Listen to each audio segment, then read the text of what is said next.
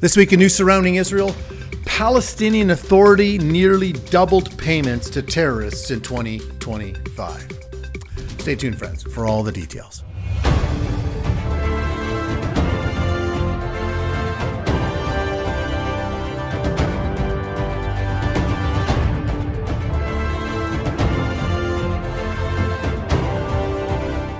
Well, shalom, everyone. Welcome once again to this week's newscast. I'm Robert Gottselig, your host. And as I mentioned last week, the Palestinian Authority representing the Palestinians has done absolutely nothing to change their hatred towards Israel. Jewish News Syndicate, reporting on this very thing, informed us of this, that the Palestinian Authority nearly doubled the payments it issued in 2025 to convicted terrorists and to the families of those killed while carrying out attacks. Despite its repeated claims to have halted the practice, Israel's foreign minister revealed Wednesday. Last year, Ramallah disbursed $144 million in payments, rewarding attacks against Israelis. In 2025, it has already committed $214 million, and the year isn't even over. Israeli Foreign Minister Gideon Saar tweeted. Saar also told reporters in Budapest on October 27th that contrary to the Palestinian Authority's promise in English, they are continuing their pay-for-slay policy. Paying salaries to terrorists and their families for murdering Jews and Israelis has been Palestinian law since 2004 and until this very day. Mahmoud Abbas, that is the leader of the Palestinian Authority, this is what he said on February 21st, that he would not deduct a single penny from payments to prisoners and the so-called Martyrs Fund, despite a statement earlier in the month that some countries had interpreted as signaling an end to the controversial policy. Abbas reiterated this by saying, "I told you once, and I stand by my word. Even if we have only one penny left, it is for the prisoners and the martyrs."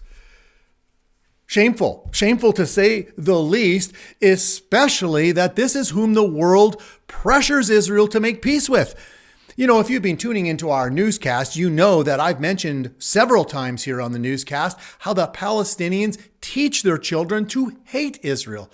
And reminding us of that is also the Jewish News Syndicate. Once again, in a different article, they wrote this on November 19th, that Palestinian textbooks remain filled with incitement against Jews and are rife with anti-Semitism and the promotion of martyrdom in violation of past pledges of reform made to the European Union, a new study released Wednesday found. The review of the Palestinian Authority's 2025 to 2026 National School Curriculum by the London-based Impact SE Research Institute finds that the school books remain unchanged from previous years in violation of an EU accord signed last year for continued funding. The study of some, listen to this, 290 Palestinian textbooks and 71 teacher guides used to teach 1.3 million pupils finds that anti-Semitism remains a central feature of the curriculum, with Jews depicted as deceitful, manipulative, or inherently corrupt enemies of Islam. A seventh grade teacher guide cited in the report describes Israelis bashing Palestinian children's heads in front of their mothers and mutilating women for jewelry while instructing students to visually create the events of the drawings or with drawings. Violence and terrorism are directly glorified. The review found with Palestinians who killed Israelis lauded as martyrs and role models for the youth. A grade 12 textbook includes a poem urging students to return to Israeli cities using emotive verse reminiscence of the October 7th, 2023 Hamas-led attacks on southern Israel. Even first grade children learn the Arabic word for martyr as one of their very first spelling terms. The study also found that the state of Israel has been erased from both maps and texts, its existence described as incompatible with justice, while Israelis are routinely dehumanized. And I'm not going to read the rest of it. We'll provide a link for you in the description below, and I encourage you to read the whole article. But we could go on and on with what the young children are being taught in Gaza, in the so-called West Bank. Palestinian children are being taught to hate Israel and taught wrong and false things about Israel, along with this whole pay for slay. I'm telling you, it's absolutely ludicrous that the world pressures Israel to make peace with these people. And one thing is for certain, that the hatred for Israel, it's not just a Hamas thing. No, it's the majority of the Palestinians that carry that same demonic hatred for the Jewish state. So rather than putting a statement in the 20-point peace plan, Trump's plan that was passed by the UN Security Council, rather than putting a statement in there allowing for a Palestinian state based on reforms of the Palestinian Authority, why not simply demand them to change and accept Israel as a Jewish state once and for all, without promising some kind of reward in order to change their behavior? Because, friends, that will never, ever last.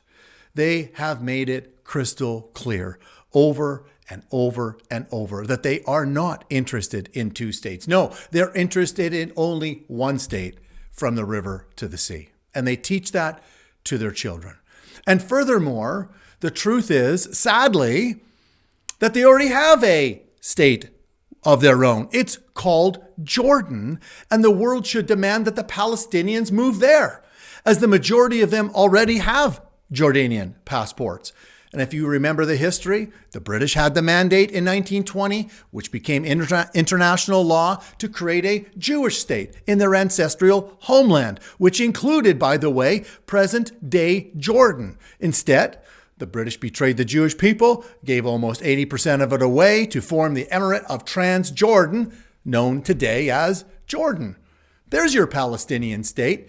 Yet the world wants to further divide the land that God gave to the physical descendants of Abraham, Isaac, and Jacob, and then give it to a people who seek to destroy them. I tell you, the world ought to tremble for what they are doing because, as I've said it many times here on the newscast, friends, judgment is coming soon, and they are on a collision course with the God of Israel. So what can we derive from all of this? What does ultimately God think about all of this? Well, very simply, only his son, the Messiah of Israel, Yeshua, can change hearts. And therefore, the only way that there is going to be a true and everlasting peace in the Middle East is when Jesus, the Prince of Peace, returns.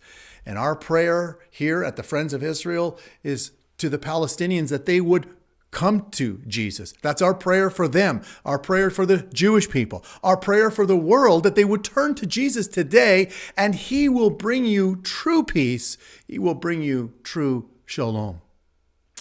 You know, I'm reminded of Psalm 2, verses 10 to 12, and I'll close with this.